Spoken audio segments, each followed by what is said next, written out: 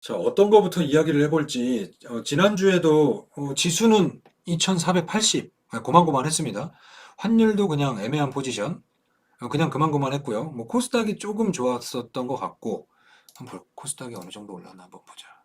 코스닥이 그럼 바닥 대비 한 10% 정도 넘게 올라온 것 같은데, 코스닥이 확실히 흐름이 좋네요. 저는 여전히 올해도 코스피보단 코스닥이 좀 좋을 것 같거든요. 네, 코스닥의 흐름입니다, 지금. 근데 코스닥에 어, 대형주가 많이 오르진 않았는데 어쨌든 지수가 좀 올라가 있고요. 예, 여러분들이 좀 보시다시피 이 중기적인 저항은 확실히 좀 깼고요. 그리고 좀 나름 이 745 요 정도가 이렇게 여러분들 선긋기 놀이를 하다 보면은 이게 쉽지 않습니다. 이게 저항으로서 작용하는 게 되게 커요. 근데 이거를 좀 강하게 뚫었거든요. 예, 이평선들이 지금 보면은 얘를 한번 보자. 더 안 당겨지나? 예, 더 당기다 보면은 자, 한 번도 돌파하지 못했었던 예, 중기 이평선을 돌파를 하면서 지금 중장기 골든 크로스가 날려고 하고 있습니다. 그리고 역배열이 정배열로 돌아서려고 하는 게 코스닥에서 좀 나오고 있고요. 바닥에서는 15% 정도 올랐네, 코스닥은. 코스피 같은 경우는 예, 그만 못하지만 어쨌든 얘도 그 지수를 끌고 갈 수 있는 원동력이 좀 나와야 되는데 코스피도 코스피는 좀 박스권의 흐름 느낌 아닌가? 얘도 어쨌든 확실한 거는 바닥은 확실히 잡았고요. 보시다시피 코스닥하고 좀 비슷한 흐름입니다. 근데 코스닥은 어, 그 중기 이평선을 돌파했었던 적이 없었는데 이번에 돌파를 한 거고 코스피는 이미 한번 돌파했다가 빠졌었구나. 쌍봉 맞고. 그럼 얘는 2,500이 관건입니다. 2,500이. 큰 의미 있는 건 아니지만 보시면은 뭐 시장 상황에 비해서 이게 뭐 수급이나 외국인의 포지션은 나쁘지 않습니다. 저는 그래서 미국장이 뭐 사실 뭐 빠진 거야, 뭐 오른 거에 비해서 살짝 빠진 거기 때문에 큰 의미 없다라고 보고요.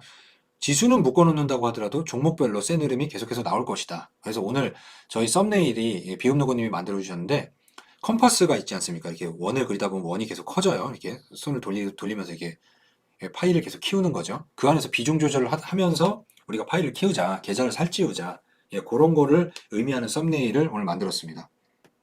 일단 우리가 기존에 이야기했었던 대장주들부터 한번 훑고 넘어간 다음에 예, 지금 새롭게 움직이는 쪽을 한번 보겠습니다. 레인보우 로보틱스 같은 경우는요, 빠질 법한데 안 빠져요. 참 신기하죠. 뭐 어느 사모펀드인지 모르겠지만 뭐 연기금이랑 사모펀드가 돌아가면서 여기서 사고 있고요. 네, 한 번은 출렁일 가능성이 있습니다. 이런 게 이렇게 버티고 있었던 게 한 번 툭 던져지게 되면은 쭉 빠질 수 있거든요. 저는 아직까지 현금 비중을 뭐 다른 거 좀 사갖고 한 3% 정도 지금 남아 있습니다. 예, 뭐 다른 종목들 사고 원래 5%였다가 3% 정도 남아 있는 게 이 로봇하고 인공지능을 만약에 빠진다라고 하면은 살려고 원래 5%를 남겨놨었다가 괜찮은 흐름이 보이는 종목이 있어서 들어갔습니다. 레인보우 로보틱스가 만약에 정말 최고의 시나리오는 지금 이 가격대를 유지를 하면서 이 21선을 끌어당기는 거죠. 계속해서. 이 정도 가격에서 21선 만나려고 하면은 그래도 한 보름 이상 걸리지 않을까. 한 10거래일 이상은 좀 가주면서 이걸 좀 땡기면서 만약에 그렇게 하고 올라간다? 그럼 이건 미친 거죠. 레인보우 로보틱스는. 예전에 제가 그 동양제 철학의 사례로 한번 보자라고 하면은 그때 걔가 5배가 오른 상태에서 3개월 조정을 10만 원에서 13만 원 왔다 갔다 하면서 조정을 주다가 3개월 끝나는 시점에 13만 원을 장대양봉 저항 돌파 거래량 싣고 넘어간 다음에 39만 원까지 한 번에 갔었거든요. 그런 흐름이 여기에 나올 수도 있습니다. 진짜 세다라고 하면은요. 근데 그 정도 파급력은 있는 느낌이에요. 하지만 그때 동양지철화학도 어, 15% 정도 아래 위로는 움직였었다. 그럼 얘도 여기에서 한 7만 원 정도까지는 열어둬도 되지 않을까라는 생각을 하고 있습니다. 목요일 날 나스닥 폭등했는데 금요일 우리 장을 왜 안 따라갔던 건가요? 저는 미국 주식하고 우리 주식하고 이렇게 뭐 커플링해서 올라간다고 생각하지 않습니다. 근데 저는 올라갈 걸 사실 기대하지도 않았어요. 예, 그렇게 올라가게 된 배경에는 아마 그 메타가 46조인가 뭐 자사주 매입한다고 그랬나? 소각한다고 그랬나? 그 뉴스 나오고 나서 땡기면서 다른 애들까지 좀 올라갔었던 건데, 예, 그리고 미국 주식은 한국 주식에 비해서 상대적으로 많이 빠져 있잖아요. 예, 저렇게 많은 변동성을 보이는 게 당연합니다. 3분의 1 토막이 기본으로 나 있는 회사, 지수인데. 그리고 미국 빠진다라고 해서 우리나라가 빠지거나 그럴 것 같지도 않아요. 뭐 이렇게 막 1% 몇 프로 이렇게 안 빠진다라고 생각합니다. 이제는 조금 약간 미국의 영향권을 좀 벗어난 느낌? 예, 레인보우 로보틱스 받고 뉴로메카 같은 경우는 얘도 또한 위에서 그러니까 조정이 약해요, 로봇이. 예, 조정은 확실히 약합니다. 그러면서 SBB 테크 같은 애들은 위로 계속 쏘고 있고요. SBB 테크를 제가 그 소액 계좌 그냥 이게 2천만 원으로 1억 만들자. 뭐 1,500인가로 1억 만들자 해서 막 해놓는 계좌가 있거든요. 거기서 100%가 나가고 제 그 옷장사의 보물지도 그 친구들에게는 그 인증해갖고 딱 보냈습니다. 그리고 나서 수익 실현 원금을 챙긴 다음에 어떠한 회사를 들어가갖고 거기에서 또 지금 100% 수익을 노리고 있습니다. 네, SBB 테크도 이거는 SBB 테크는 만약 여기서 산다라고 하면은 그 뭐라고 해야 되죠? 예, 여기 사면 안 됩니다. 예, 보유자의 영역이고 사고 싶다라고 하면 좀 기다려 보십시오.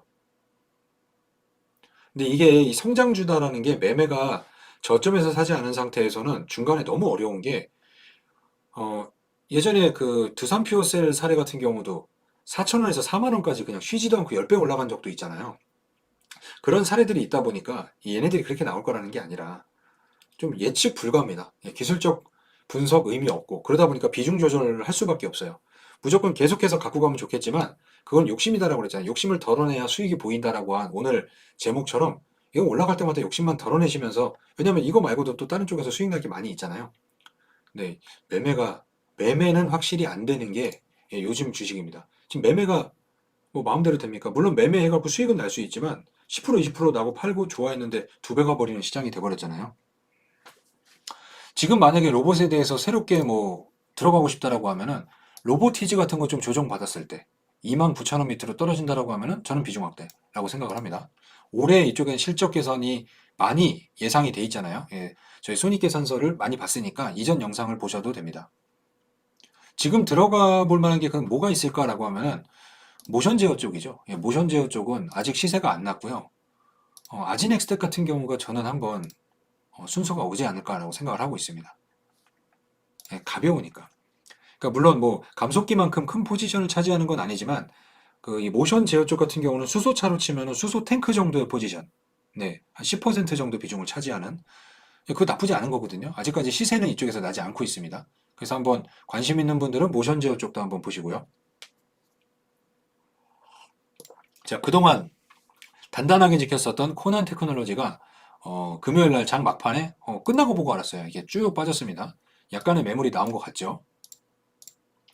네, 하지만 이 음봉 대비해서 거래량이 많지는 않았고요. 물론 추세는 단기 추세는 확실하게 깨졌습니다. 고점 신호가 나온 상태에서 일단 깨졌지만 이미 그 수익 실현이 아니라 그 투자금 회수는 돼 있는 상황이잖아요. 빠진다라고 하면은 그 추가 매수 시점을 노려볼 수 있는 이러니까 비중 조절하면 좋은 거예요. 다 사고 다 팔면은 이렇게까지 수익 낼 수도 없고 맞출 수도 없습니다. 근데 비중이 조절돼 있고 수익금이 회수가 돼 있는 상태는요. 이거 빠져도 마음이 안 아파요. 근데 여기서부터 갖고 있었던 걸 여기까지 몰빵으로 갖고 있는데 안 판다라고 하면요.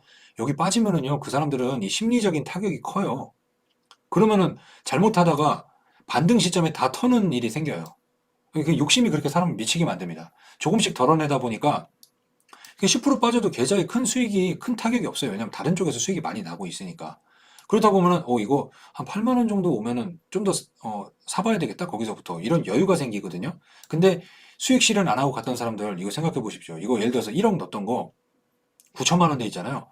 이거 사람 기분 잡칩니다. 주말 내내. 수익이 난 상황에서도 기분이 안 좋아요. 예, 실적으로 이거 투자하는 거 아니에요. 아지넥스텍이 시간에 1%요? 아, 이거 갖다 빠졌다라고 하면은 그러네. 네, 이건 좀 그런 겁니다. 이것 때문에 요런 실적은 있지 않습니까? 이거 한번 보시겠어요? 이렇게 지금 빠졌죠. 여기에 다 반영돼 있는 거예요. 얘가 이렇게 올라가서 신고가를 넘어간 상태에서 저렇게 빠졌다라고 해도 로봇 쪽은 안 빠집니다. 네, 그러니까 이게 저는 빠졌다라고 그래서 한 5% 6% 빠진 줄 알았어요. 아, 이건 아니죠. 네, 이 정도로 빠졌다라고 하면 안 됩니다. 근데 나 깜짝 놀랐어. 뭐 거래가 실리면서 많이 빠졌나. 예, 얘네는요. 그리고 실적은 작년이잖아요. 로봇 작년에 저희가 투자를 하고 있었지만 주목을 많이 받진 않았죠. 네, 많이 받지 않았습니다. 근데 올해부터 개선이 된다라는 겁니다. 그러니까 요쪽 어 그러니까 고객이 사실 실적이 되게 중요한데 실적과 수익은 따라간다라고 하잖아요. 근데 그게 100% 맞지 않거든요. 아, 아나다님이 아진을 갖고 계시는 건가요? 네, 들어갈 만한 그렇다라고 해서 뭐 티로보틱스 이런 것도 나쁘진 않은데 얘네보다는 얘랑 이 러셀 사실 러셀을 제가 좀 단타를 좀 쳤었는데 어이구 그래도 판 가격에서 버티네. 예, 러셀은 제가 단타를 좀 쳤었습니다.